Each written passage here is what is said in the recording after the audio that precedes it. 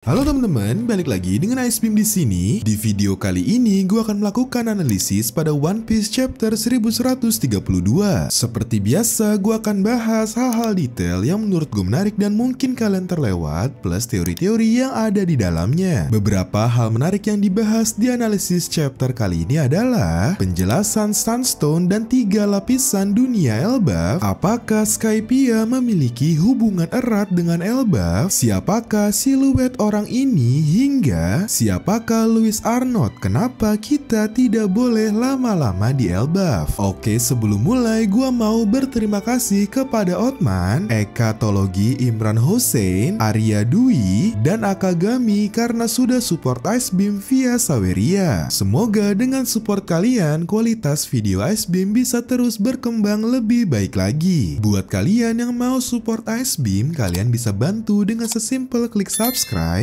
like, komen, atau bisa juga via Saweria. Link ada di komen ya. Oke, yuk kita mulai pembahasannya. Chapter ini dimulai dengan sampainya kapal Great Eric di pelabuhan Elbaf. Pada panel ini kita diperlihatkan seorang anak bernama Colon yang sangat excited ingin menyambut mereka. Menariknya, lagi-lagi kita melihat kehadiran Shanks yang menjadi pertanda bahwa One Piece telah memasuki saga akhir. Pada tahun 1998, Oda pernah mengatakan bahwa saat Shanks sering muncul di manga, kita bisa menganggap bahwa One Piece telah memasuki saga terakhir. Di sini Shanks mengatakan kepada Colon jangan lupa nama Luffy si topi jerami. Sepertinya Shanks berhasil membuat Colon mengagumi Luffy. Seperti di Wano, apakah anak kecil seperti Colon akan memiliki peran penting seperti Tama? Mengingat keduanya juga memiliki hubungan dengan Luffy. Oh iya, masih terkait karakter Colon, jika kita perhatiin desain karakternya, Colon sangat mirip dengan Vic dari kartun Vic the Viking. Fun fact, Oda menonton kartun ini saat masih kecil dan menginspirasinya dalam membuat One Piece. Dalam kartun ini diceritakan bahwa Vic memiliki sifat pemalu, bahkan cenderung penakut. Hal ini sangat berbeda dengan para Viking lainnya. Tapi walaupun begitu, Vic memiliki kelebihan dalam hal kecerdasan. Jika referensi ini benar, mungkin kita bisa melihat hal ini dalam diri Colon. Oke, lanjut ke panel berikutnya. Di sini kita diperlihatkan para raksasa yang telah melukis pelangi menggunakan Sunstone. Terinspirasi dari Bifrost pada mitologi Nordik, pelangi ini juga digunakan sebagai jalur transportasi untuk menuju ke lapisan Elbaf yang lain. Bedanya dalam mitologi Nordik, Bifrost hanya menghubungkan dunia manusia dan dunia para dewa, plus sifatnya yang permanen. Sedangkan di One Piece, jembatan pelangi ini bisa menghubungkan 3 lapisan dunia di Elbaf selama ada sinar matahari. Selain itu, jika di One Piece sifatnya hanya sementara yang bisa menghilang setelah beberapa waktu. Nah, ngomong-ngomong soal lapisan dunia Elbaf, pada chapter ini dijelaskan bahwa Elbaf memiliki 3 lapisan dunia. Dunia bawah atau underworld, dunia matahari, dan dunia surga. Oke, kita bahas satu-satu ya. Seperti yang dijelaskan Loki, dunia bawah atau underworld adalah tempat untuk para pendosa. Tempat ini adalah penjara sekaligus lokasi hukuman mati untuk para penjahat. Selain itu, dunia bawah juga tidak memiliki sinar matahari. Oleh sebab itu, kita tidak bisa membuat jalur pelangi menggunakan Sunstone untuk kabur. Lanjut ke lapisan tengah atau dunia matahari. Lapisan ini bisa dibilang pusat tempat tinggal warga sipil Elbaf. Kita bisa menemukan banyak banget desa di lapisan ini. Oke, sebelum lanjut ke dunia surga, mari kita apresiasi gambar Oda pada panel ini. Soalnya asli, ini indah banget. Oke, lanjut. Terakhir adalah dunia surga. Walaupun belum dijelaskan di chapter ini, kita bisa berasumsi bahwa lapisan ini adalah tempat tinggal para dewa, mirip seperti Asgard pada mitologi Nordik. Dunia surga adalah tempat tinggal para anggota keluarga kerajaan Elbaf dari kalangan elit. Nah, menariknya mengingat pohon Adam yang menjadi penopang 3 dunia ini sangat besar, ada kemungkinan dunia surga berada di lokasi yang sangat tinggi, bahkan hingga menembus awan. Jika asumsi ini benar, ada kemungkinan bahwa dunia surga Elbaf menjadi jalur alternatif menuju Skypiea seperti yang dijelaskan oleh Gunfight. Gunval. Di sini Gunval secara tidak langsung menjelaskan bahwa ada cara lain untuk mencapai Skypiea, yaitu melalui puncak tinggi yang ada di barat. Nah, apakah yang dimaksud Gunval adalah puncak Elbaf, yaitu melalui dunia surga? Hal yang memperkuat asumsi ini adalah banyaknya kemiripan antara Skypiea dan Elbaf yang seakan-akan menunjukkan kalau mereka sangatlah terhubung. Dari mulai sama-sama mengagumi dewa matahari hingga desain arsitekturnya yang sangat mirip. Jika memang benar ada hubungan yang sangat erat antara Skypiea dan Elbaf, kemungkinan besar ini adalah panggung yang disiapkan Oda untuk Uruji. Mengingat dia berasal dari Skypiea dan jadi satu-satunya supernova yang belum diberi panggung. Apakah mungkin Uruji akan jadi jembatan kisah antara Elbaf dan Skypiea? Oke, lanjut ke panel berikutnya di mana kita beralih ke momen Luffy bersama Gerd dan Golber. Pada panel ini kita dijelaskan bahwa Luffy telah membuat kesepakatan dengan Loki. Jika Luffy sudah sepakat dengan Loki, otomatis Luffy akan mencari kunci yang ada di sebuah desa di Elbaf untuk membebaskan Loki. Jika ini terjadi, akan ada dua kemungkinan. Pertama, Luffy ditipu oleh Loki. Loki bebas dan membuat kekacauan di Elbaf. Kedua, Loki jadi aliansi bajak laut topi jerami yang otomatis Loki bukan antagonis utama pada arc ini. Nah, hal ini jadi nyambung ke salah satu adegan paling menarik di chapter ini, di mana kita diperlihatkan lagi siluet orang yang sama yang kita lihat pada awal arc Elbaf. Pada analisis sebelumnya, gue sudah menjelaskan bahwa kemungkinan orang ini adalah Shiki. Mungkin dia adalah antagonis utama pada arc ini, bukan Loki. Alasannya adalah karena pada awal arc Elbaf, orang ini menggunakan kata Jepang koi yang berarti datang atau mendekat. Dalam bahasa Jepang, kata ini menggambarkan ajakan yang jelas, bisa berupa perintah atau tantangan. Kata ini pernah digunakan Shanks di Marineford ketika dia menantang semua orang untuk melawannya. Sehingga hal ini bisa memperkuat asumsi bahwa orang ini sudah menunggu untuk menantang bajak laut topi jerami. Oke, kita sudah sampai ke bagian akhir pada chapter ini, di mana kita diperlihatkan sebuah kutipan dari seorang penjelajah bernama Louis Arnold. Nah, buat yang mungkin lupa, Louis Arnold pertama kali disebutkan pada chapter 115 di arc Little Garden. Dia adalah orang yang membuat buku berjudul Brakeman. Menurut SBS volume 42, Brakeman adalah buku yang berisi kisah-kisah fantasi yang tidak masuk akal. Bahkan banyak orang yang menganggap kisah-kisah tersebut sebagai kebohongan. Hal ini mirip seperti nasib petualangan Nolan. Nah, menariknya pada SBS, Oda juga menjelaskan bahwa buku Brakeman adalah salah satu buku yang diselamatkan selama insiden di Ohara. Hal ini jadi menunjukkan bahwa cerita-cerita yang ada di dalam buku tersebut bukan sekedar petualangan biasa, apalagi sebuah kebohongan, melainkan menyimpan informasi berharga bagi ilmuwan Ohara. Nah, pertanyaannya adalah siapakah Louis Arnold? Kenapa dia memperingatkan orang-orang untuk jangan lama-lama di Elbaf? Nah, jika kita mengambil acuan dari insiden Ohara, kemungkinan buku Brakeman terbit sekitar 22 hingga 100 tahun yang lalu. Berdasarkan hal ini, ada kemungkinan bahwa Louis Arnold masih hidup. Nah, karena para profesor Ohara memiliki buku Brakeman, ada kemungkinan bahwa Louis Arnold memiliki hubungan erat dengan karakter seperti Vegapunk dan Profesor Clover. Bahkan tidak menutup kemungkinan bahwa siluet ini bukanlah Shiki, melainkan Louis Arnold itu sendiri. Nah, mengenai peringatan Louis Arnold tentang jangan berlama-lama di Elbaf, jika kita coba mencari penjelasan yang masuk akal dan gak berlebihan, mungkin peringatannya sesimpel bahwa Elbaf dikenal sebagai wilayah yang penuh dengan perang dan konflik berkepanjangan, sehingga sangat berbahaya untuk tinggal di sana, terutama untuk manusia biasa. Oh ya, fun fact, buku Brakeman sepertinya terinspirasi dari buku History of Brazil. Pada buku ini juga terdapat orang bernama Louis Arnold yang terkenal suka mengarang cerita yang tidak masuk akal. Nah, gimana menurut kalian tentang analisis dan teori pada chapter ini? Masuk akal nggak? Coba komen ya. Nah, coba komen juga dong menurut kalian Loki adalah orang baik atau musuh utama di Elbaf. Terima kasih sudah nonton video ini. Jangan lupa like, comment, share, dan subscribe supaya makin semangat bikin video.